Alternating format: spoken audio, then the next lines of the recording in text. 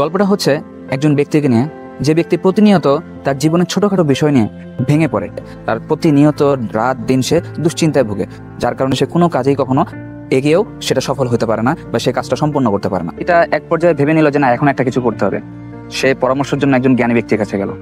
জ্ঞানী ব্যক্তি তার এই সকল সমস্যা যখন শোনার পর তাকে বললো যে আগামীকাল সকালবেলায় বাটি ভর্তি পানি নিয়ে নদীর কিনারে চলে আসবে, আমি তোমাকে সেটা সমাধান দিব।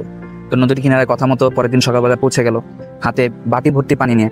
তো জ্ঞানী ব্যক্তি তাকে বলতেছে যে এই পয়েন্ট থেকে যে একটা দাগ কেটে দিলাম, এই দাগ থেকে ওই সামনে যে একটা দাগ দেখতেছো বা একটা পতাকা দেখতেছো বা একটা মার্ক দেখতেছো, এই মার্ক পর্যন্ত তোমাকে হেঁটে যেতে হবে যেন এক ফোঁটা পানি না পড়ে। এরপরে আমি তোমাকে এটা সমাধান দিব।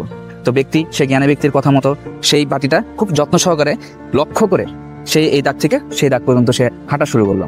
এবং চলার পথে তার আশেপাশে ঠিকই তাকে দেখে মানুষ বলতেছে যে আজকে সে নতুন কিছু করার চেষ্টা হচ্ছে, পাগলামি করতেছে বসে, বা কি পাগলের মতো কি করতেছে, কি করে, এরকম নেগেটিভ কথা তার চতুর্দিকে তাকে বলতেছে।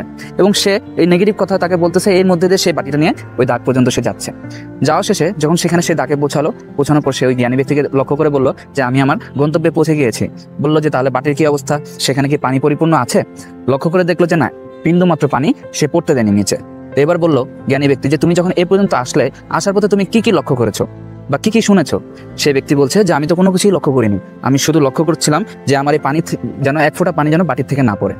তো বললো যে এটাই হলো আমাদের জীবনের বাস্তবতা, যে আমরা যখন কোনো কিছু একটা লক্ষ্য নিশ্চিত করে নিব যে আমাদেরকে সেই লক্ষ্যে পৌঁছাতে হবে বা সেই কাজটা আমাদেরকে করতে হবে, সেই কাজটা সম্পূর্ণ হওয়ার আগ পর্যন্ত আশেপাশে অনেক ব্যক্তিরা আমাদেরকে নেগেটিভ মন্তব্য করবে, আমাদেরকে ডিমোটিভেট করার চেষ্টা করবে। আমরা সেগুলোকে স্কিপ করব, আমরা সেগুলোকে ইগনোর করব, আমরা শুধু আমাদের লক্ষ্যে ফোকাস করব যেন আমরা সেই লক্ষ্যটা আমাদের মতো করে অ্যাচিভ করতে পারি, সুন্দর মতো করে অ্যাচিভ করতে পারি।